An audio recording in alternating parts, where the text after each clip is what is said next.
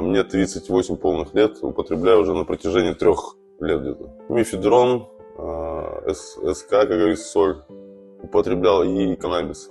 Да, есть семья, есть дети. Пошатнулось здоровье, потерял кое-какие связи, знакомства и так далее. Ну, ничего хорошего, в общем. На протяжении 3 лет около 7 человек уже, кто сейчас, кто погиб от этого. Употребляли наркотики, там, передоз и, допустим, кто внутривенно употреблял. Либо нелепая смерть в плане того, что было наркотические опьянения, да, и попадали там в аварию, машина сбила там или что-то, вот на таком уровне.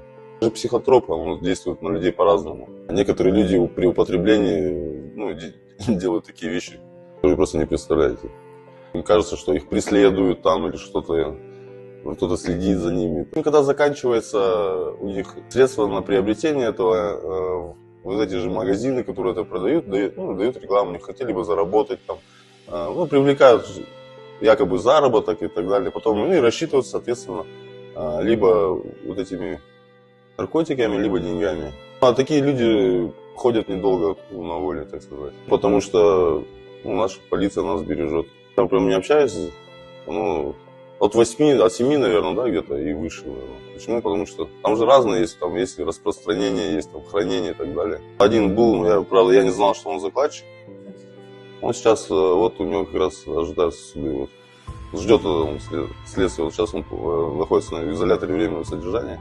Молодежи хочу сказать, что вот эти наркотики, их придумали для того, чтобы это какой-то геноцид, наверное, нашей нации, для того, чтобы такими людьми проще управлять. Изготавливается, точнее всего, так, чтобы люди быстрее привыкали к нему. Я хочу просто пожелать того, что, ребята, не употребляйте вот это все. Это все очень, гадость это, в общем. Если вам кто-то предложит, просто пройдите мимо и вы не общайтесь больше с такими людьми, которые вам это предлагают. На данный момент я нахожусь в городе Петропавловске, в наркологическом центре нашем. Здесь довольно хорошие специалисты, которые помогают, выводят из этой зависимости. Это все бесплатно. Лечение оплачивает государство. Если уже вступили на этот путь, я так скажу, что надо желательно побыстрее попасть сюда, чтобы эта жизнь не оказалась вашим смыслом. Ценности или человеческие качества конкретно исчезают.